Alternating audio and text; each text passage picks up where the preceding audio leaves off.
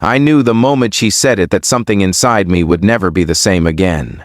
The air felt heavier, like the quiet street we both called home had suddenly started holding its breath. She stood there under the fading light, her eyes steady but trembling somewhere deep within, and when she whispered, "You're dangerous for me," I didn't deny it, because I knew she was right. You're watching SK Stories, where powerful stories of kindness, courage, and second chances remind us that even a small act of compassion can change someone's life.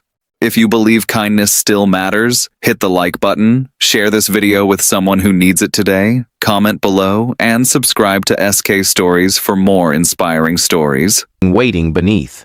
I noticed her before I even realized I was watching her. The way she avoided eye contact.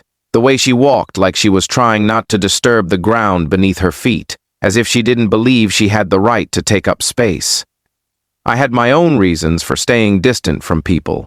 My past wasn't something I shared, not because it was a secret, but because it was heavy. I had lost things, people, trust, pieces of myself, and somewhere along the way, I became someone who didn't ask for closeness anymore. It was easier that way, safer.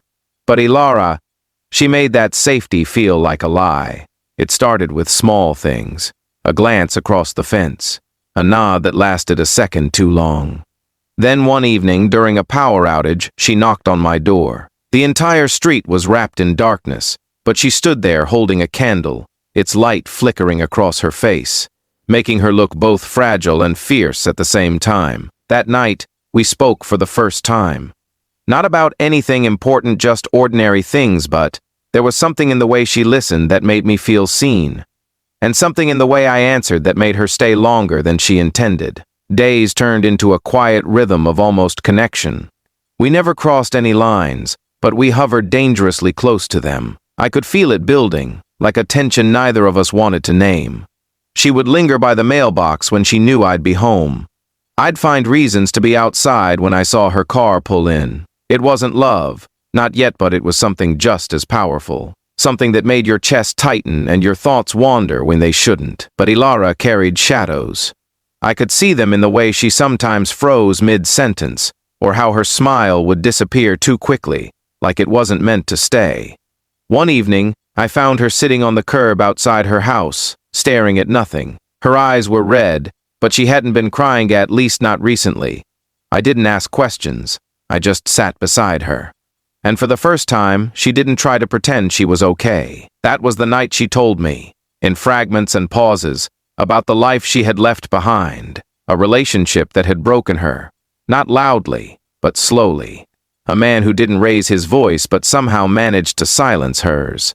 A love that had turned into something suffocating, something that made her doubt her own worth until she couldn't recognize herself anymore. She had escaped, physically at least, but emotionally, she was still learning how to breathe.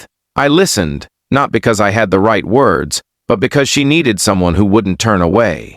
And maybe, in some selfish way, I needed her story too, because it reminded me that I wasn't the only one carrying scars. From that night on, everything changed. The distance between us shrank, not dramatically, but enough to feel it. We started sharing moments instead of just passing them. Morning coffees turned into conversations. Evenings turned into long walks where silence felt more comfortable than words. There was a warmth growing between us, something gentle but undeniable. And that's when fear entered the picture. It wasn't the kind of fear that screams. It was quiet, creeping in through the spaces where hope begins to grow. I could see it in her hesitation, in the way she sometimes pulled back just when things felt too close. And I felt it too. Because getting close meant risking everything we had both barely managed to rebuild. The night she said those words, we had been standing in the middle of the street after one of our walks. The world around us was still, like it was waiting for something to happen. She looked at me differently that night, not with uncertainty, but with clarity, and that clarity scared her. "You're dangerous for me," she said softly, her voice barely above a whisper. I didn't interrupt. I didn't pretend not to understand, because I did. Not dangerous in the way people think, not reckless or harmful, but dangerous in the way that real connection is dangerous. The kind that breaks down walls you've spent years building, the kind that makes you feel things you promised yourself you'd never feel again. the kind that forces you to choose between safety and something real. I know, I finally said, my voice steady, even though my chest felt like it was tightening with every second. But not in the way you're afraid of. She shook her head slightly, her eyes glistening. It wasn't disagreement, it was fear battling with longing. And I realized then that this wasn't just about me. It was about everything she had been through, everything she was trying to protect herself from. Days passed after that, and she pulled away. Not completely, but enough to make the silence louder than it had ever been. The absence of her presence felt heavier than her presence ever had. I respected her space, even though every part of me wanted to reach out, to tell her that we didn't have to be afraid of something that felt so right. But healing doesn't work like that. You can't rush someone out of their fears, no matter how much you care. I focused on my own battles instead, because the truth was, she wasn't the only one who was scared. I had spent years convincing myself that being alone was enough, that I didn't need anyone. And now, suddenly, that belief felt fragile. She had become important to me in a way I hadn't expected, and losing that possibility hurt more than I wanted to admit. Weeks later, something shifted again. It was a quiet afternoon when I heard a knock on my door. And somehow, before I even opened it, I knew it was her. Ilara stood there, not with hesitation, but with a kind of determination I hadn't seen before. Her eyes still held fear, but this time, it wasn't controlling her. "I've been thinking," she said, her voice steady despite the emotion behind it. "And I realized something. Avoiding you doesn't make me safer. It just makes me lonelier." There was a pause, heavy with everything we hadn't said. "You are dangerous for me," she continued, a faint, bittersweet smile forming on her lips. "But maybe that's not a bad thing." That moment didn't fix everything. It didn't erase our fears or magically heal our pasts, but it was a beginning. A real one. We didn't rush into anything. We took our time, building something slow and steady. Learning each other, understanding each other, and most importantly, allowing ourselves to feel without guilt or fear.